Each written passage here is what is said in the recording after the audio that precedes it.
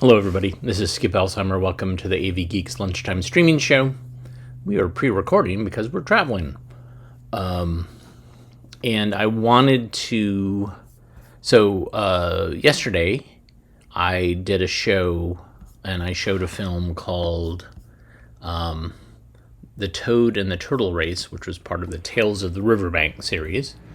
And the film, when I had scanned it, had fallen out of the groove, so it was all off. Like, you couldn't hear anything, and the image wasn't stable. So I rescanned it, and so I will show it in its entirety at the end of this show. But I was like, maybe we can show films about toads and turtles. So the first film we're going to show is called A Night Out with Mr. Toad, then Snapping Turtle, then Turtle, Care of a Pet, then, of course, Tuffy the Turtle, a great kind of behind the scenes of how they did this stop motion animation of Frog and Toad behind the scenes, and then finally, the Toad and the Turtle Race in its entirety. So we finally get to figure out how the race comes out. So if you like what you saw, you can contribute by hitting the thumbs up, hitting the like button. You can also contribute, throw some cash our way via the super thanks button or ko-fi.com/avgeeks or patreon.com/avgeeks, or watch other videos that we've posted. That's a great way to support us. Anyways, I hope you enjoy tonight's, or this morning's, or tomorrow's, I don't know. I hope you enjoy these films about toads, frogs, and turtles. Enjoy.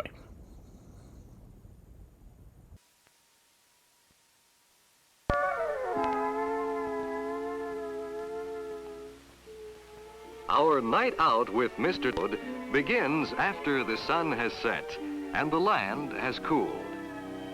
It begins with the early evening when bright colors paint the sky.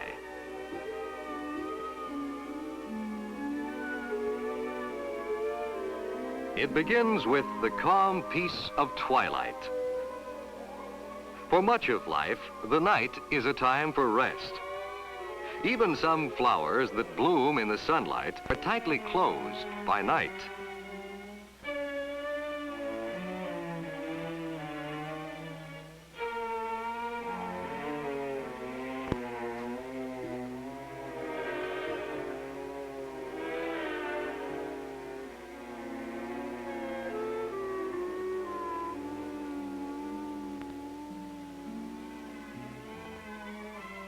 Moonlight shows us many wonders in Mr. Toad's enchanted land.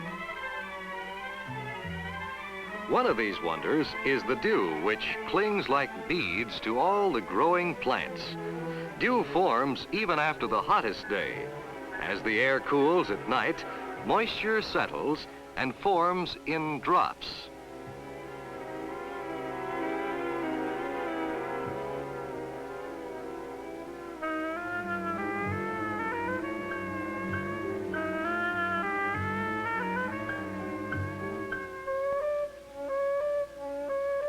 Temperature and moisture are important to all growing things.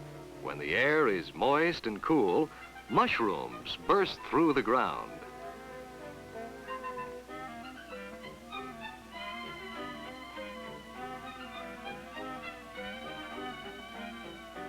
Some rise alone.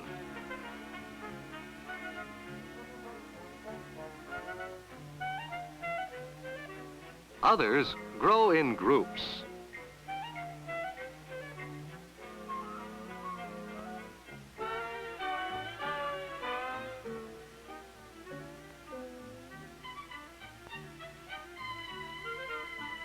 This one's top goes up like an umbrella.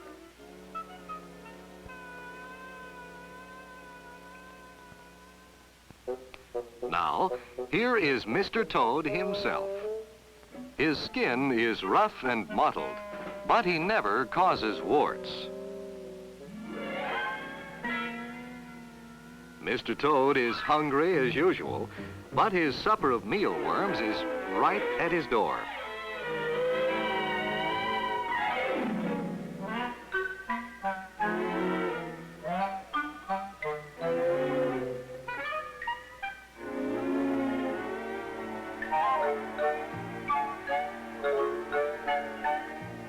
Mr. Toad's tongue is long and lightning fast. It seems he never misses. At least, not often.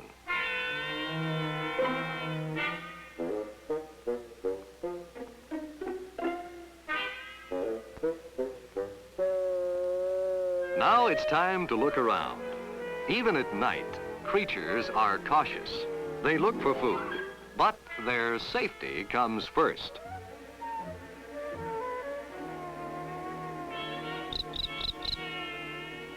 All is well, or the cricket wouldn't chirp. The cricket makes his sound by rubbing his wings together.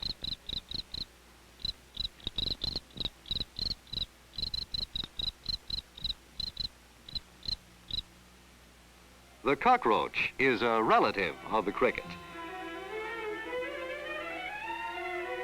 He's really just as clean, but more of a nuisance.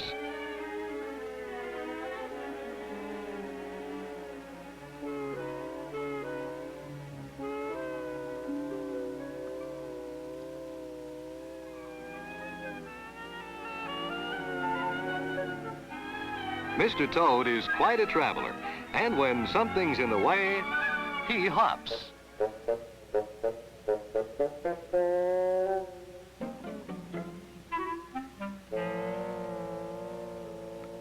The pillbug comes out of the ground to look for food.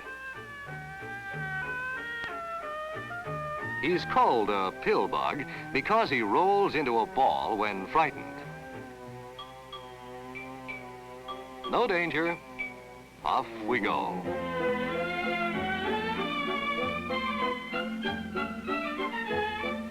These mushrooms weren't here last night.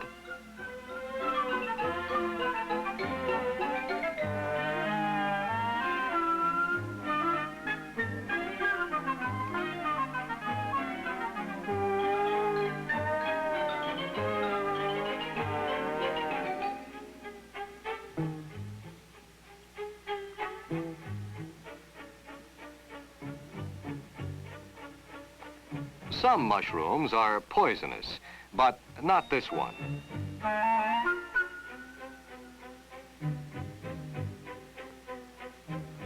Here's a tender spot. The sowbug likes decaying leaves. He is unable to roll into a ball like the pillbug.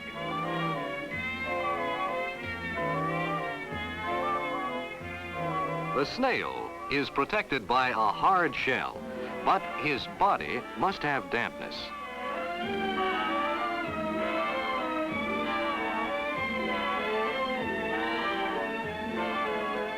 His feelers sense the light and guide his path.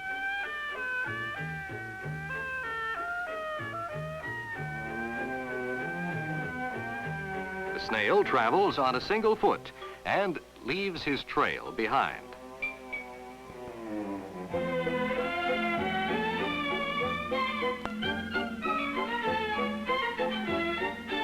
The millipede lives in damp earth under logs and leaves.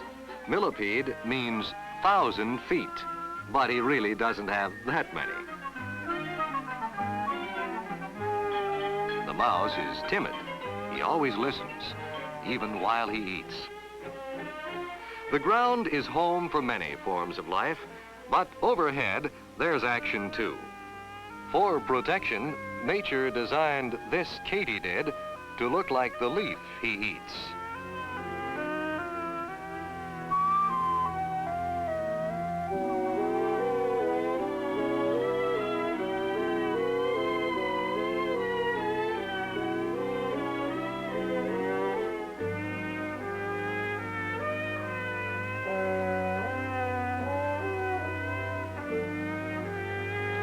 The weevil has a great appetite.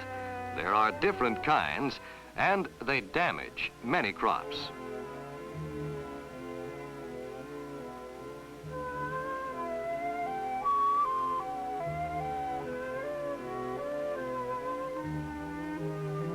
Among the most common of night insects is the moth.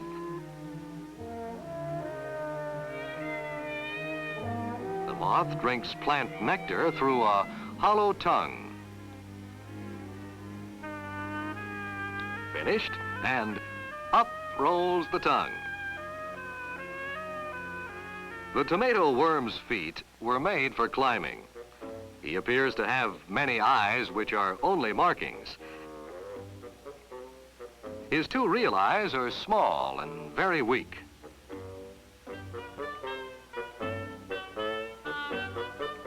Most creatures eat often, but not all the time. The tomato worm is never satisfied. He eats at night and all day, too.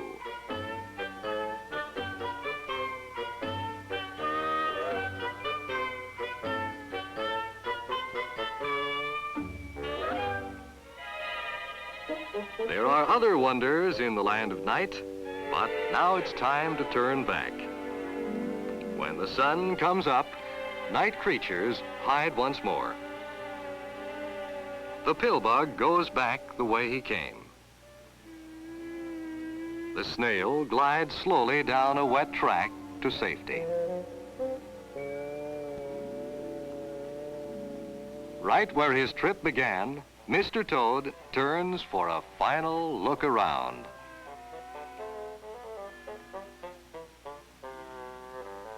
Our night out with Mr. Toad has come to an end. Morning brings a fresh beauty. Night has lifted from the meadow. The dew turns to mist. The flower unfolds to face the day. But another night is coming. Mr. Toad's world is our world, too. Beauty and the marvel of life are for all to know and share.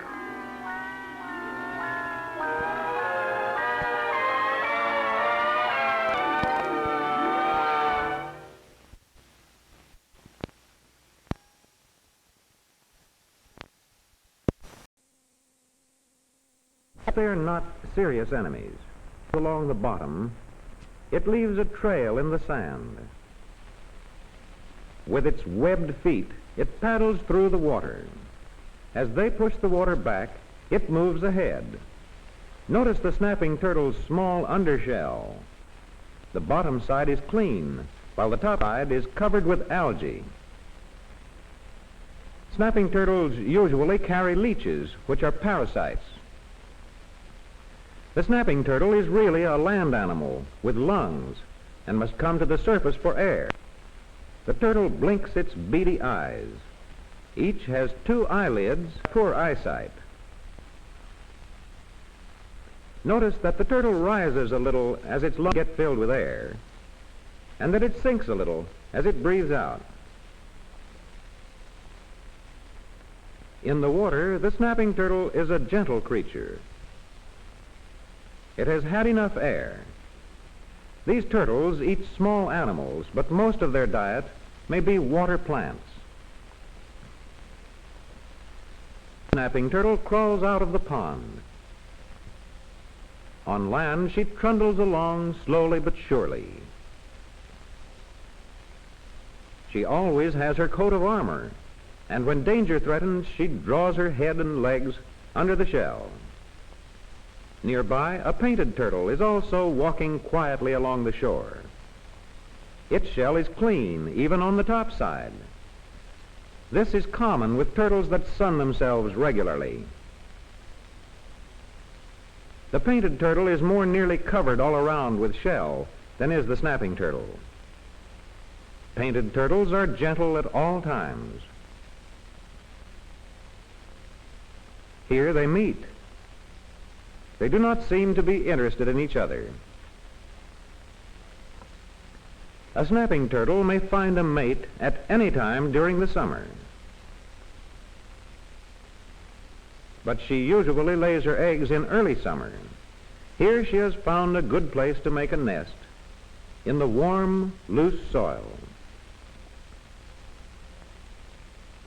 Snapping turtles usually lay from 20 to 60 eggs at one time each season. Actually, 1 to 4 minutes elapses between the laying of each egg. Notice how she uses a hind leg to arrange the egg in the nest.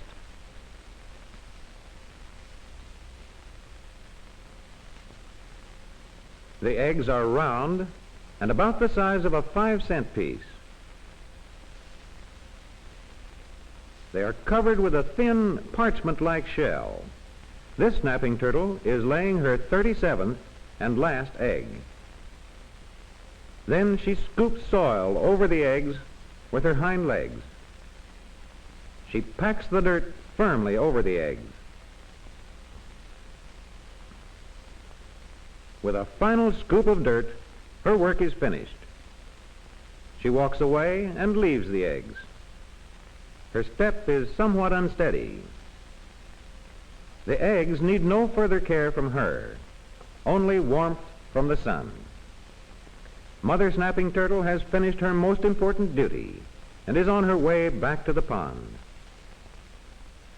This looks like trouble.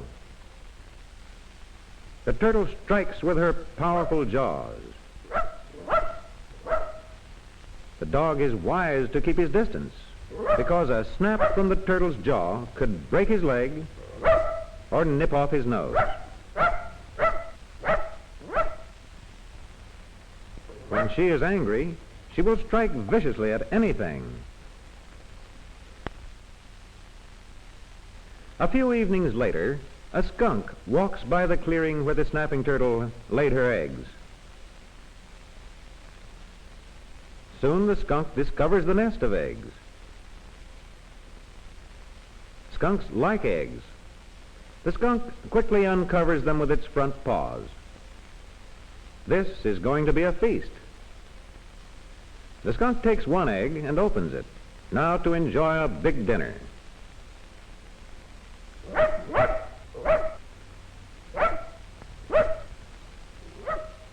The skunk is startled. For the time being, the eggs are safe. Turtles are developing within the eggs. The heart is beating, and the shell has started to form. Now 3 months have passed since Mother Turtle laid her eggs. One turtle egg is about to hatch. The young turtle pushes its way out of the shell with its head and legs. The membrane still surrounds the head. Now the young turtle is clear of the membrane down to the shoulders and gets its first gasp of air. The turtle kicks and pushes violently. Soon it will be out of the shell. The little turtle still has a large yolk sac on the underside. This serves as food for the turtle while still in the shell. It makes walking a little difficult.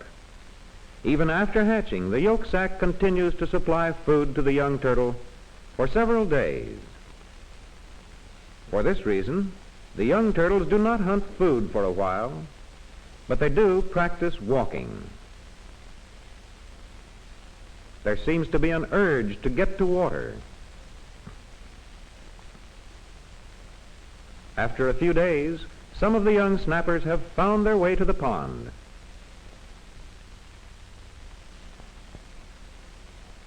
Usually, the young snappers do not eat until they get into the water. A bullfrog sitting quietly nearby is not disturbed by the tiny snappers. There are also many bullfrog tadpoles in the pond. This young turtle is now in search of food. And here is a backswimmer. Ready? No, that one got away. Here is a dragonfly nymph. This one won't get away. The snapper uses its claws and jaws to tear its food.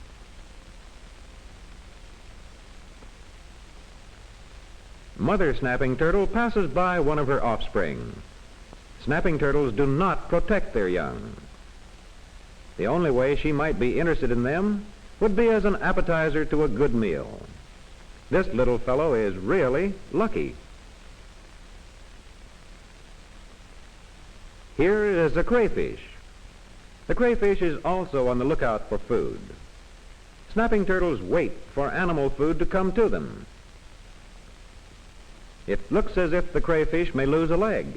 If so, a new one will grow in its place.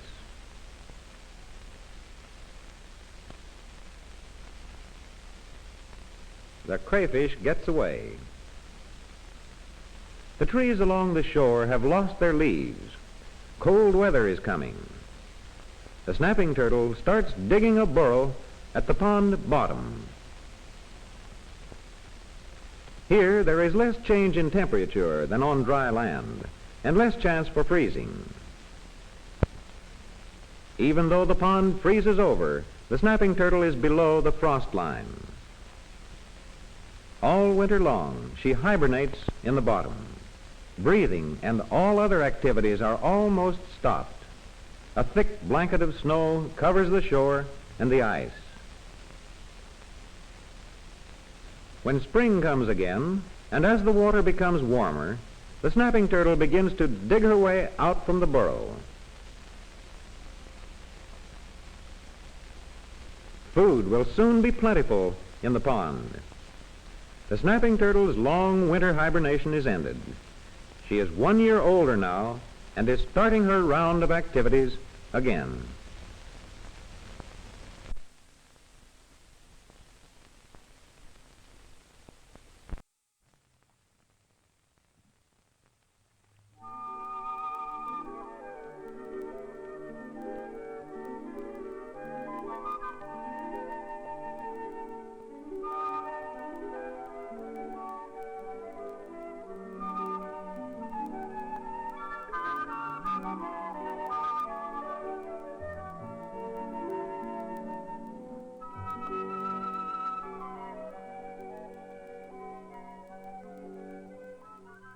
In ponds and rivers, small turtles may often be found. Turtles, like this one, are called sliders or red ears. They make good pets. They are gentle animals, interesting to watch, and easy to care for. To keep a red-eared turtle as a pet, learn all you can about it. The best way to learn to care for any animal is to find out how it takes care of itself.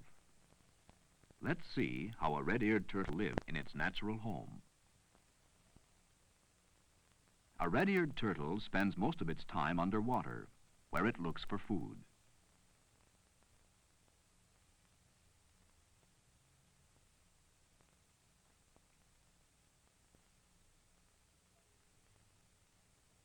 It will eat almost anything it finds in the pond: plants, small fish, tadpoles, worms, and insects. This one is trying to catch a pill bug.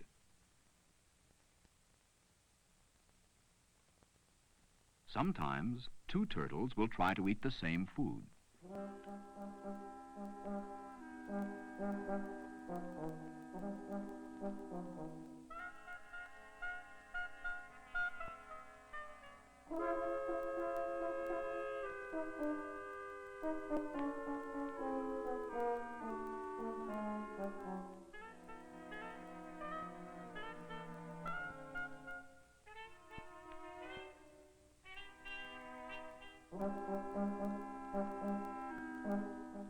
A turtle eats underwater, but after it eats, it usually swims to the surface for fresh air and sunlight.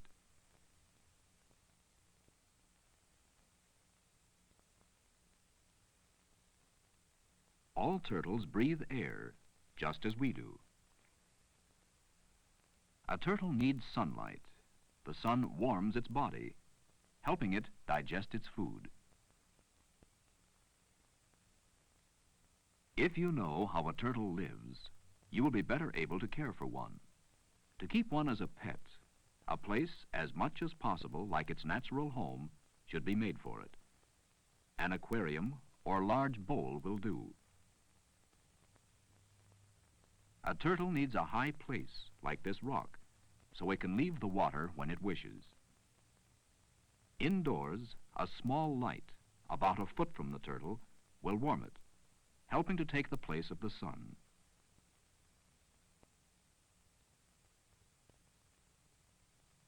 A turtle will stay healthy if it is properly cared for. It needs plenty of clean water, as it would have in its natural home.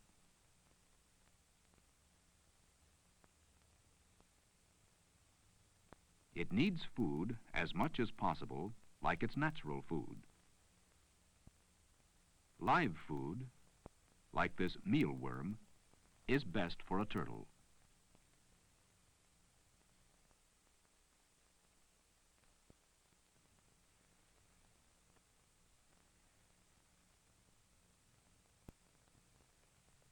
If live food is not available, a good dried food, made of different kinds of insects and green plants, will do.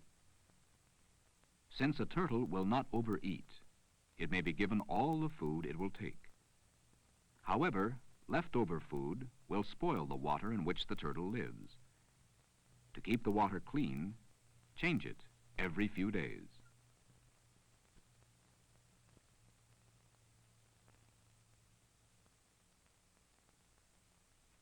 After its meal, a turtle usually crawls out of the water to digest its food and to rest. Now that our turtle has a good home and has been well fed, we can look at it closely.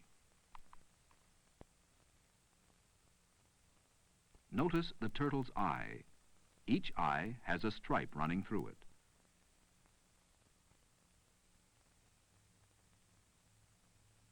When it takes a nap, it usually pulls itself inside its shell and closes both eyes. But with one eye closed and one eye open.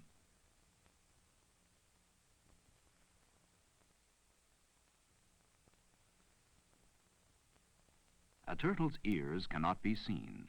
They are covered by skin. However, the red patches on the side of its head locate the ears and give it its common name, red-eared turtle.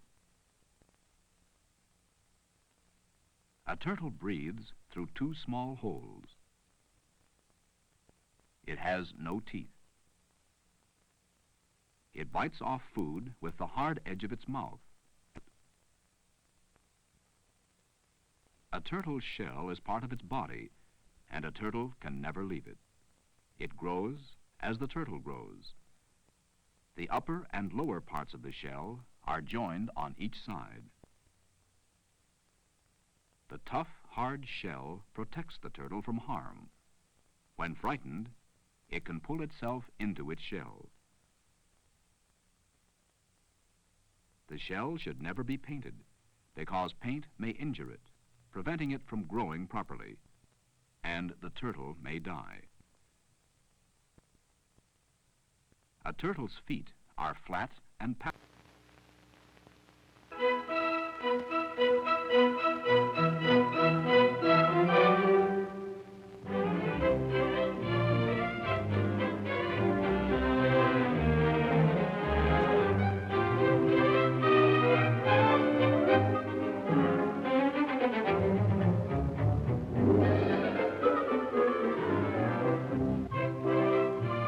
What do you know about turtles? The children in this class are learning many things about them.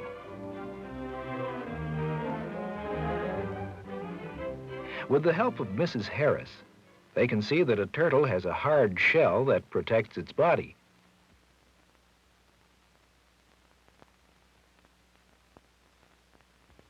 When a turtle is bothered, it will pull its head and legs into its shell. Turtles do not have teeth, but a turtle's jaws have hard, sharp edges which it uses for biting food. When a turtle closes its eyes, the bottom eyelid goes up.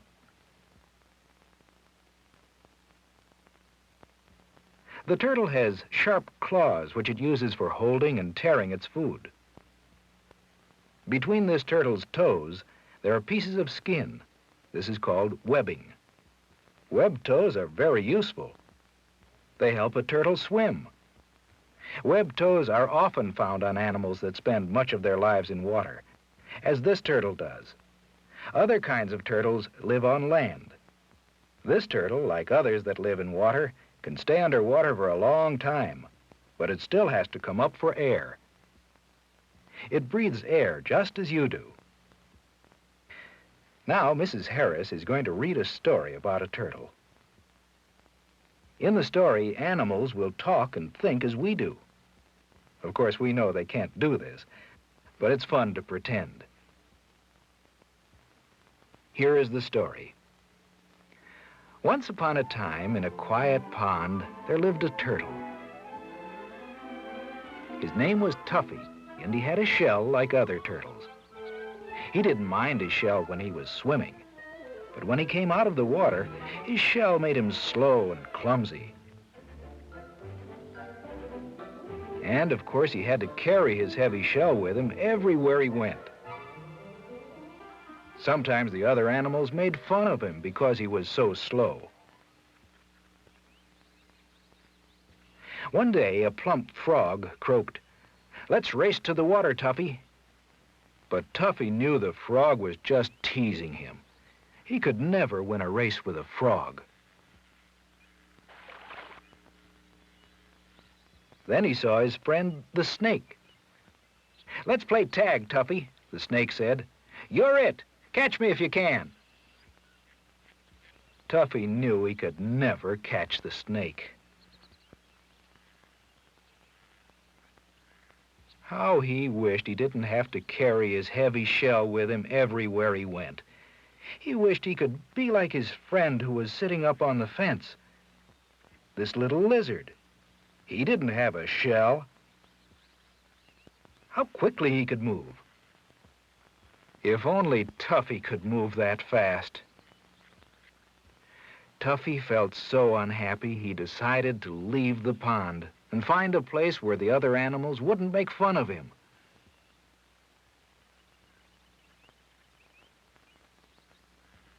As he crawled away from the pond, he met one of his relatives, a snapping turtle. Tuffy asked him, "Do other animals make fun of you because you're slow?"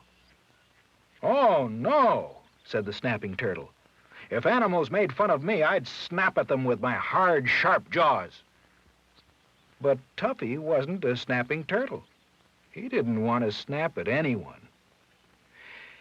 As he crawled slowly along, he saw his friend, the snail. "Where are you going, Tuffy?" the snail asked. "Away from here.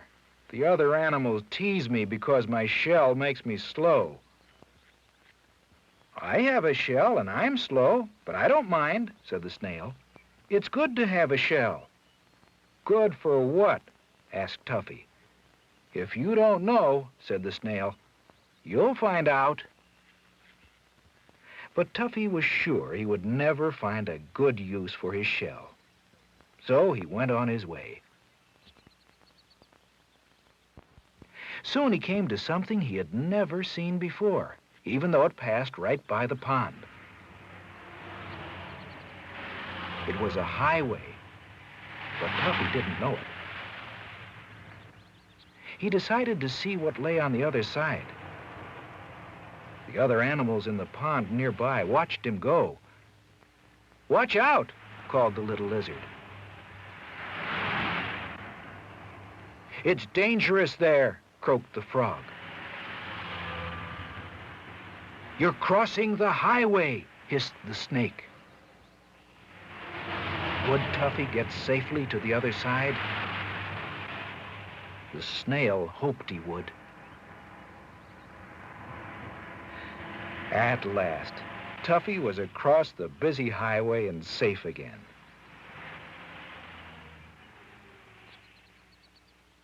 As he stopped to rest, a slow-moving caterpillar came by. "I'm very slow," said Tuffy.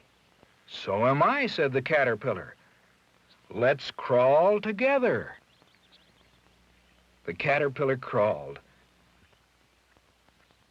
and Tuffy was glad. At last he had a friend without a shell who was just as slow as he was. The caterpillar crawled up and over a large rock. Tuffy tried to follow him, but his shell got in the way.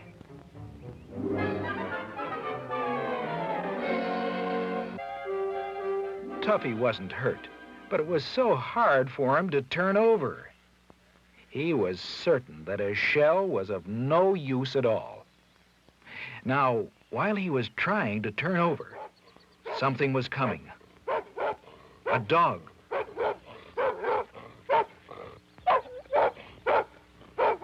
Just in time, Tuffy turned himself over and saw that the dog was coming. But what could Tuffy do? He couldn't run away. How could he protect himself? Tuffy pulled himself into his shell, and the dog couldn't hurt Tuffy at all. He was safe inside his hard shell. "Oh, this shell is too hard for me," the dog growled. And soon he gave up and went away.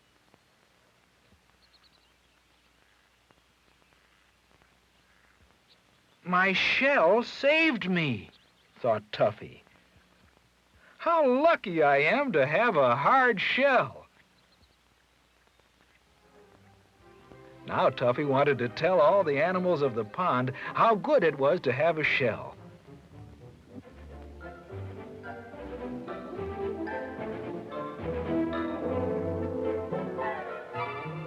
But would Tuffy have to crawl back over the dangerous highway again?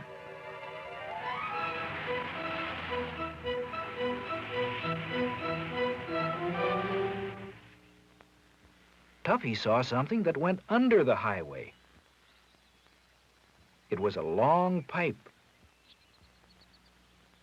Would this be a safe way to get back to the pond? It seemed like it might. So Tuffy crawled into the pipe.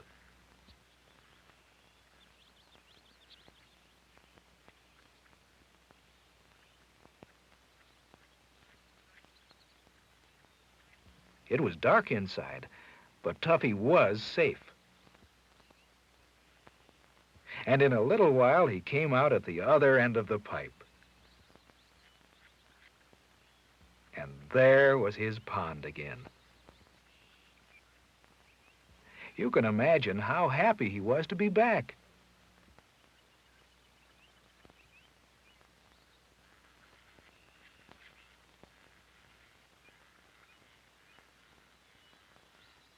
As he tried to hurry back to the water, he passed the snail. The snail called down to him, "Did you enjoy your trip?" "No," said Tuffy, "but I learned something. A shell is a good thing to have. It protects you." "I knew you'd find out," laughed the snail. "A shell is very useful." Tuffy crawled back to his pond and then called to the animals who lived there, "A shell is a good thing to have. Even though my shell makes me slow, it protects me." And from that day on, Tuffy was glad to have a shell. He was glad to be a turtle.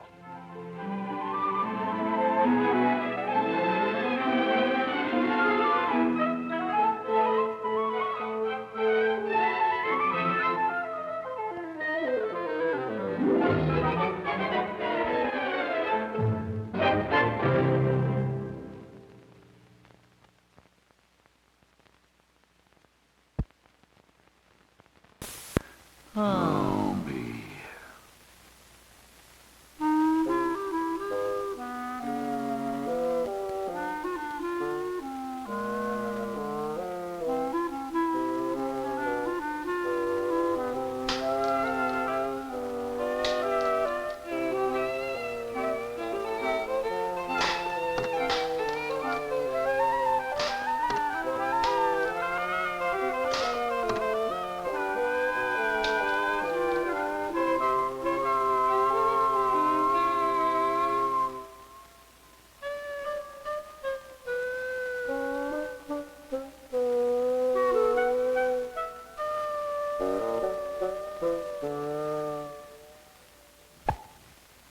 My idea of the perfect puppet film is a film where the audience forgets that the actors are puppets. Oh! My two favorite friends, Frog and Toad, live inside this book. Boy. Oh. Everything was based on Arnold Lobel's illustrations. From these, I tried to create a real little world, one different from ours, one that a child would love to live in. Arnold's illustrations of Frog and Toad are actually memory sketches of old friends. Like all of us, they've put on weight as they've grown older. Here is Arnold's illustration of Frog and Toad having tea, and this is my version. The first version of Frog and Toad looked quite different. Separate faces with different mouths were used. The faces were held on with magnets and were changed in sync with the soundtrack to make them talk. The final Frog and Toad had flexible faces. Oh. Oh, it is. That's rotten. All of the puppets started out as ordinary clay. Later, a resin mold was made of this clay frog. Here my wife Nikki is pulling Frog out of his mold. He's now made out of a very flexible foam latex. All of the puppets have internal skeletons called armatures, made with hand-machined ball and socket joints. Huh? Oh. I make my own armatures. Here I'm setting up the lathe with a piece of brass. It would be nice if machining a ball joint went as fast as it does in time-lapse photography. And here's the finished frog bone. A good armature is important in producing smooth animation. It must be finely tuned, not too tight, not too loose. Since all the animals have armatures, we needed nearly 1,000 hand-machined pieces. Oh, really? Toad, don't be silly. I'm not. We've asked Frog to demonstrate a simple arm move. 2 gauges locate the beginning and end of the move. If Frog moves his arm in 1 second, it takes 12 moves, 2 frames per move. Frog, Yes. make the move slowly so that we can see the 12 different positions. 1, 2, 3, 4, Oh. 5, 6, 7, 8, 9, 10, 11, 12. Now, Frog, do the 12 moves in 1 second. Whee! Frog, come down from there. You can't fly. Yikes. Oh. Frog. Oh, don't be silly. On this editing machine, we can count each frame of the soundtrack. Oh, yes, there will. The voices are recorded before shooting on magnetic movie film.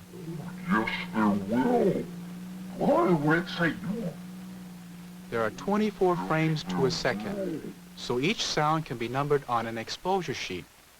When you're animating, you simply keep track of the frame number and its corresponding voice sound. It isn't as hard as it seems.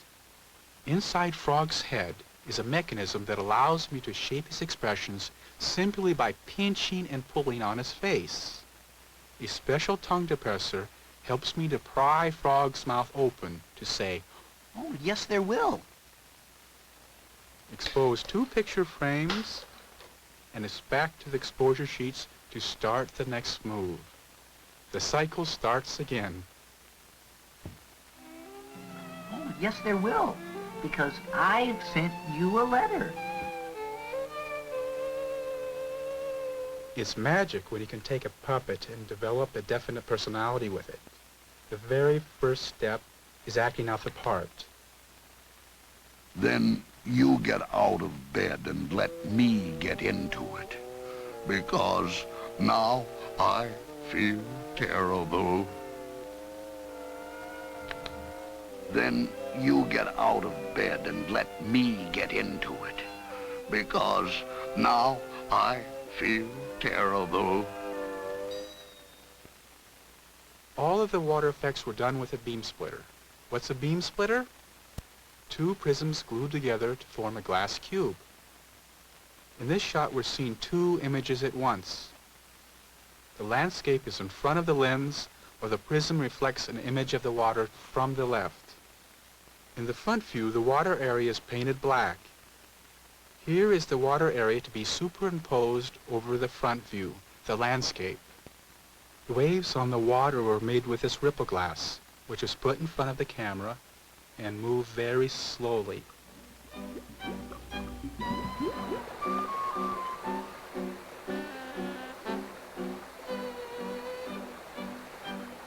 When Toad swims, he is actually suspended in space. The water was way off to the left of him. The entire effect could only be seen through the camera, which joined the two images. It's hard to relate to the water when the water is across the room. This will give you an idea of what's involved in producing one shot.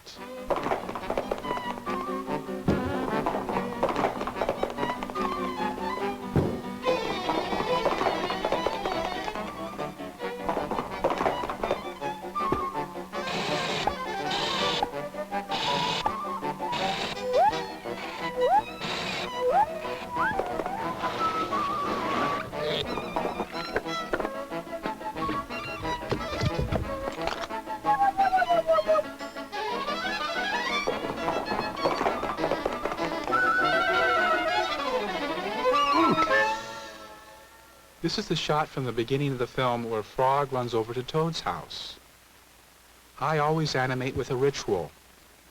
First the body move, then the little leg move, then the little arm move.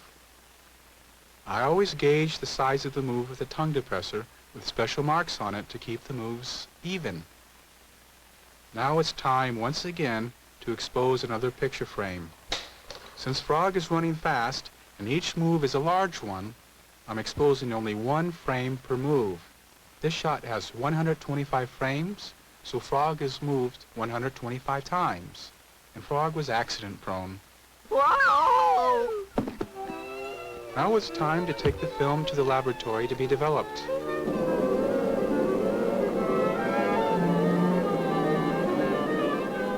Most labs develop during the night so you can see your film the next morning.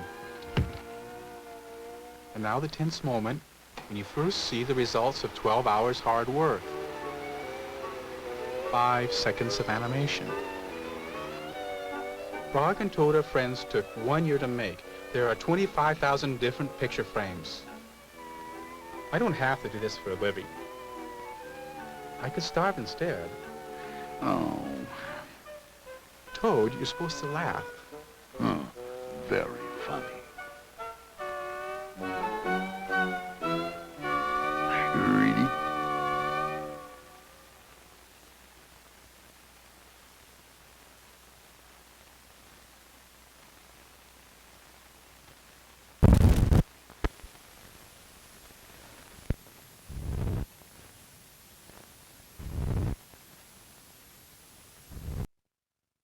Out on a shopping trip, and now they were a boat full of goods. Oh, a cheese with a lovely thick tomatoes and cucumbers, and some luscious tree-back bacon. Yes, there was many a feast in prospect. Hammy and Roderick were happy and content, but their noses were twitching with the smell of the supper they hadn't cooked yet.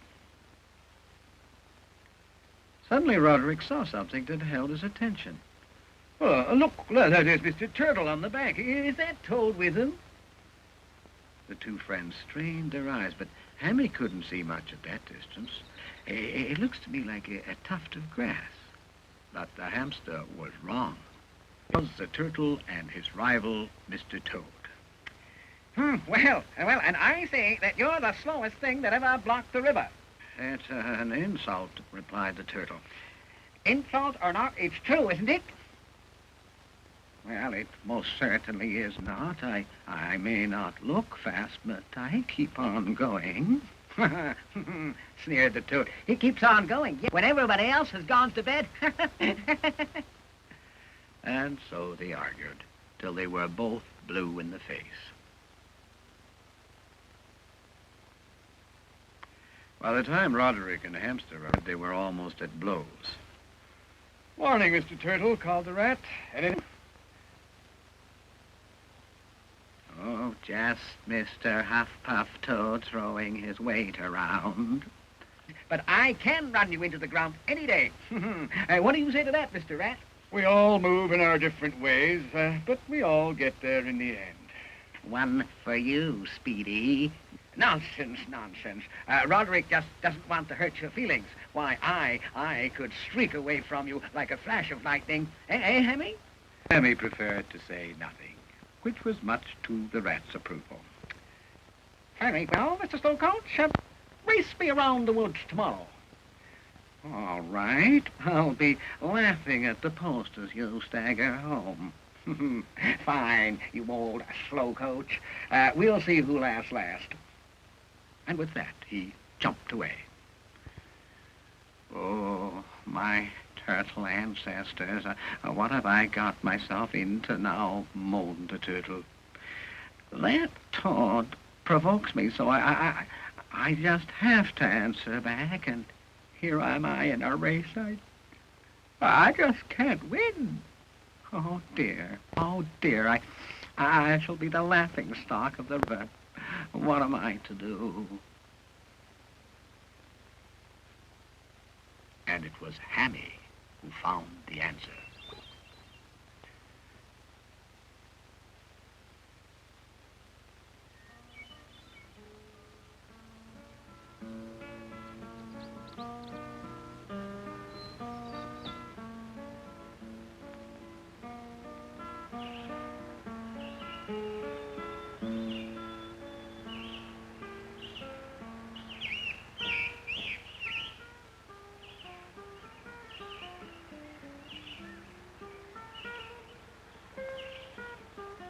And the answer was the wise old frog, who was found reflecting on the life and ways of the river folk. Good afternoon, my friends, said he, and Hammy whisked him off his path. Oh, easy, Hammy, shouted Roderick, but there was no harm done. The animals were rather concerned as to whom should speak first, so it was left to the frog, who said, well, then, speak up. What's on your mind? Well, said Roderick, you know how it is when two animals start arguing about the wonderful things they can do. Well, that's our problem. At this point, the turtle took up the tale and told Mr. Frog how Toad kept saying he could lick the shell off him as a runner, and now he was in a race he couldn't win. He begged Mr. Frog to help him. My, said the frog, you are in a mess, aren't you? Now, let's see. And the frog began to ponder.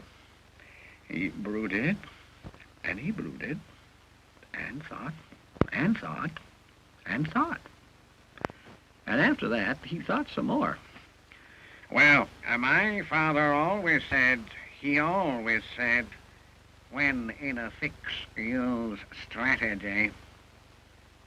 Then Mr. Frog outlined his plan.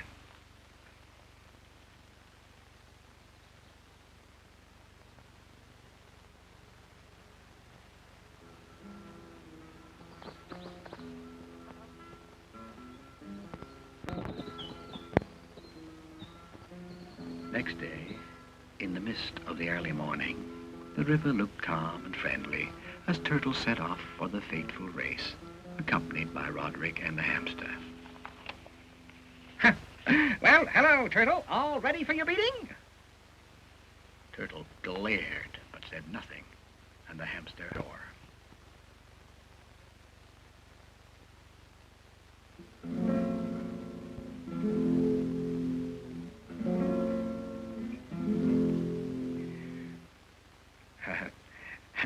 A lovely day for the race, said Hammy. Replied the turtle. Roderick now took charge of arrangement, and he asked the contestants to take up their positions. Well, are they all set, Hammy? Yes, I think so. Well, good. I'll get my pistol. Hammy could scarcely contain himself as the rat said, "Hello, gentlemen. On your marks."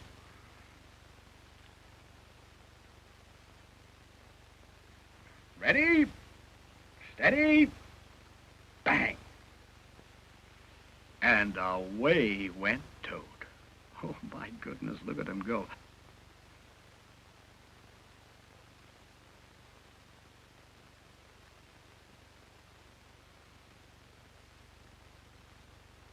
The rat had quite a job to convince Mr. Turtle that the Toad just couldn't win this race, no matter how he tried.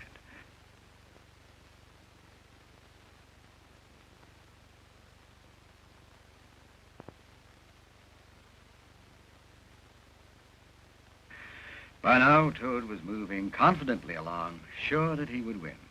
And he was quite pleased that the word of the race had got around and the river animals were out in force to watch. Then, as Toad reached the first corner with a mighty leap, he saw the turtle. Hello, old man. This is no time for reading, you darky. The philosophy of fly catching teaches you how to keep calm and collected in a crisis. Well, you'll need philosophy if you don't move. So long, old man. So long. Don't bother to wait for me. See you at the post. Toad jumped away, closely watched by all the other animals as he made for the next bend. Oh, Toad was still full of confidence, but, well, just a little puzzled. He couldn't make out how Turtle, who usually moved at a snail's pace, could have reached that corner before and be so wary about it all. But there were more shocks to come. Oh, no. Toad stared incredulously at Turtle and the enormous cup. A tea? Said Turtle. Toad shot away again without a word, more mystified than ever, watched by a chuckling Turtle. On and on went the Toad until, at the next bend, he could scarcely believe his eyes. They do say that smoking's bad for the wind, you know. Well, I like a quiet smoke in the middle of a race. Well, if he wants to throw away the race, thought Toad, it pounded.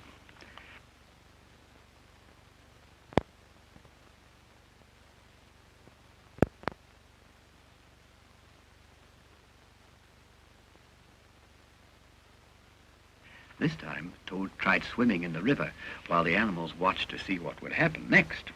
Toad's nerve was shaken by Turtle's calm, and he was beginning to have nagging doubts. He hadn't gone very far when his eye was caught by something on the bank. Toad was thunderstruck. Ah, the athlete, said Turtle.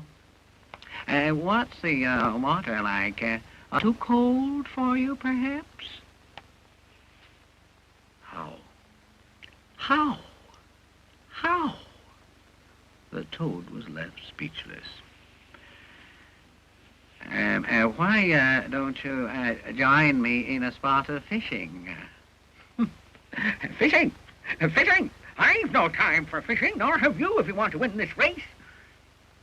The Visors looked on breathlessly as the two contestants argued and argued. My dear Toad, said the Turtle, but the Toad was away, rushing along as fast as he could go. Don't rush it, old man. You'll wear yourself out.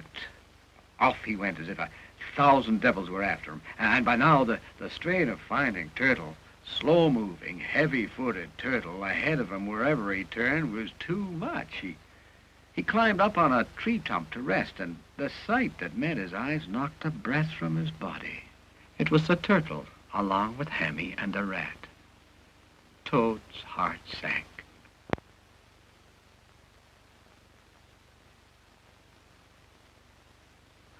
I can't give up now. No, I'm licked. Poor Toad, clucked the hen as he jumped off the log, determined to swallow his medicine. Why, look who's here, Richest to Toot. Hello, Turtle. Well, you in? I'm glad you arrived, said Hammy. Yes, come on and join the party. Here, have some tea, added Turtle softly. Apologies first. Apologies first.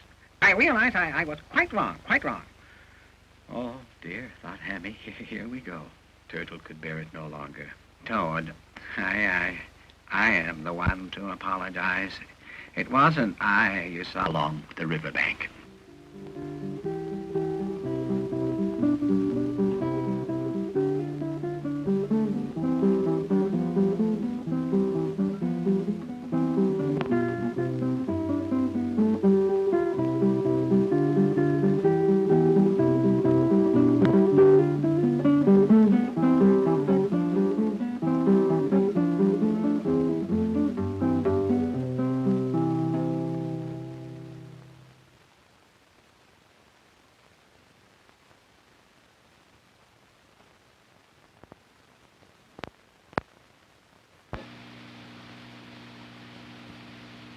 Ugh, I cannot believe.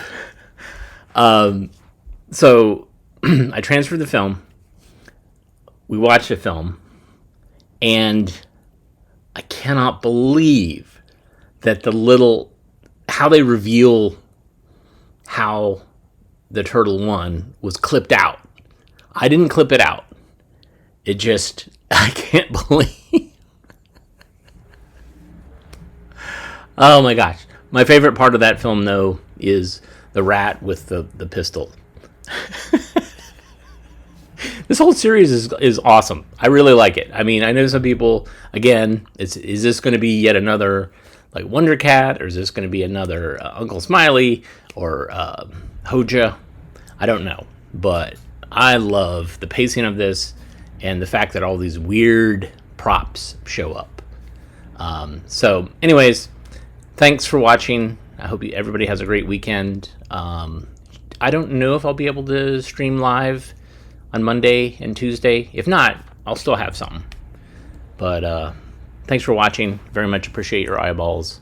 And you guys take care. See ya.